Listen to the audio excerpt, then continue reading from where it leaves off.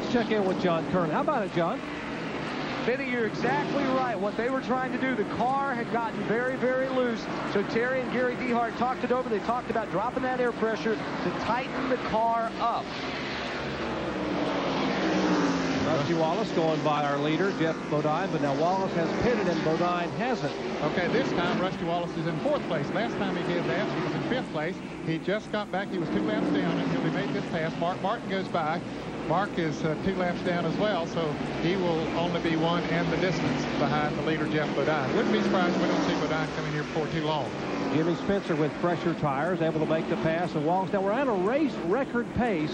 The race record, 107.360 miles per hour. That was set October 1992 by Jeff Bodine, our current leader, and that race went caution-free. Not a single caution, and right now we are caution-free, and Jeff Bodine again setting a record. I think right now I would think that Jeff Bodine would want to stay on the racetrack and get to about 80 laps to go or 75 laps to go. That way you'd only have to stop one more time. Okay. Because all these other guys have to stop again too. So yeah.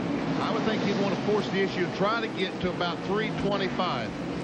That's a very good point, Benny. How about that, Bill Weber? Right on the money, champ. They're going to try and get to lap 331 with the XI batteries forward. That would be their final pit stop. They can go the distance from there. They just had a team meeting here atop of the toolbox, and they're going to try and get to lap 331. That would send Jeff out with his final pit stop.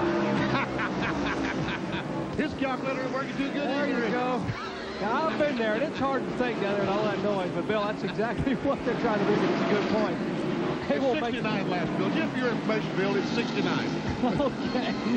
85 laps to go, so we'll expect that pit stop at 331, which is about 16 laps away. We'll take a quick break and come back and catch what should be the final pit stop of our leader, Jeff Bodine, in just a moment. Stay with us.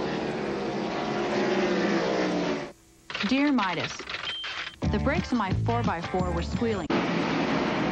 Back at North Wilkesboro Speedway, there's our Napa field summary. Jeff Bodine in a lap to himself. Now, he's yet to pit, but in a lap to himself. And, guys, a little trivia question. The last Tyson Holly Farms 500 winner to lap the field. Any guesses? No. Well, you'd think it'd be Jeff Bodine, was it? Well, that was close. He came very close to lapping the field 2 years ago. But Darrell Waltrip back in 1981, and that was the first of his 4 straight Holly Farms victories. Wow. Jeff Bodine is still waiting to pit. Let's check back in his pits with Bill Weber. Working lap 324. Jeff Bodine wants to pit now, but his crew is urging him to stay out on the track. They're counting down the laps. Now it looks like they're signaling 1 lap, but they're trying to get Jeff to stay out at least until lap 329. They can talk it over between the crew and the owner and driver. Jeff Burton now is on pit road. Jeff's car was getting loose, but there's a very fine line between loose and tight. His tire man was telling me they went ahead and dropped the air pressure in all 4 tires by 2 pounds to try and tighten up the car. Most of the cars seem to be getting a little loose as the race goes along. Still no problem with the Hoosier tires. 4 of them on the race. Best is 4th for the rookie points leader, and Jeff Burton returns to the race. Burton's out of the way with 74 laps to go. Now, if what we heard a moment ago is that Bodine will pit on lap 331 for his final stop, and that is just 4 laps away. They come by this time with 3:27 in the books. Jeff Gordon coming up there. Jeff is 3 laps down. He's being shown in the 9th position. Of course, he has fresher tires than does Bodine.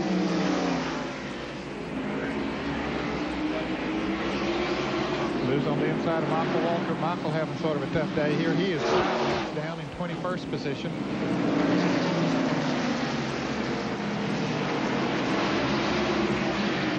Race Rick Mast, the Skull car, trying to overtake and does overtake Rusty Wallace. Hey, here's trouble. Harry Gant.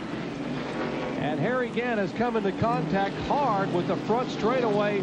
Oh, and Earnhardt and Jeff Bodine almost crashed going down the start-finish line as Earnhardt was trying to get a lap back. And he did indeed get the lap back. But Earnhardt made some contact with the outside retaining wall, I think.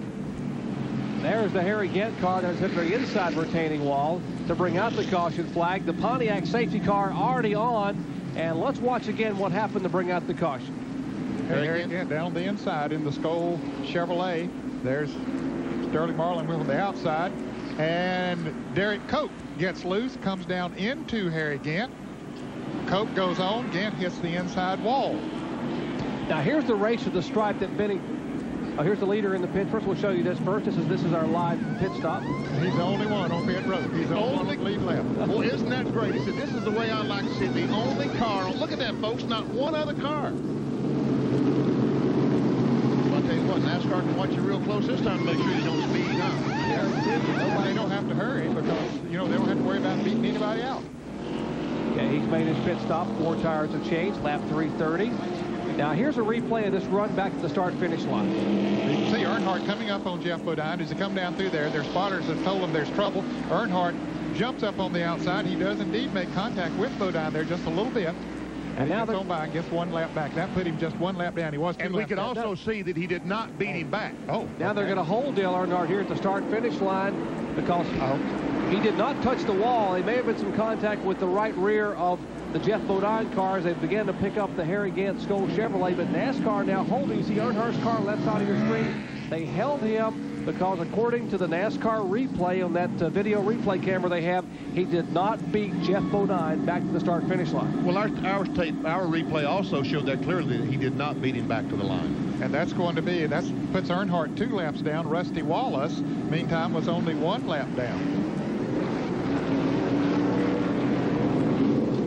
Rusty Wallace, the Miller Genuine Draft car. Rick Mast making a significant adjustment in the right rear of the Skoll car. There's Valvoline Ford and Mark Martin sitting inside patiently. They drop the jack and Rusty back down pit road. Another tough break that Earnhardt gets here is since they held him on pit road, he could not. You see, the car had to back up. And all these cars are getting in front of the Terry Labonte car as Earnhardt comes in. The fact he had to sit on the racetrack, all these cars, he'll have to start behind all these cars on the restart. Yeah, he couldn't come in and make his pit stop when they did. He's coming down pit road now. That's what I was trying to say. Yeah, good Thanks, point. Ned. Let's go to John Kernan in the Dale Earnhardt pit. John? Well, I wish you could have seen the expression on Chocolate Meyer's face just a few moments ago whenever they got everything sorted out. We're holding Dale. There'll be a 4-tire change. The problem he's had with this last set of tires has been very tight going in. The car feels like it wants to push up into the turn. There's some damage on the left front of Earnhardt's car. I don't know if that's from where he hit Bodine. I've seen a couple of marks on the car earlier pit stops, but that the left side tires are now on, and Earnhardt sits there for a moment, waiting, and finally he leaves pit road. Now we will remind you that he is 1 lap down. Jeff Bodine is in a lap to himself. We are showing the 2nd, 3rd, 4th, and 5th place cars as a lap down. But Earnhardt's going to be 2 laps down. So Jeff Bodine is our leader here after 333 laps are complete at the Wilkesboro Speedway. Back with more right after this.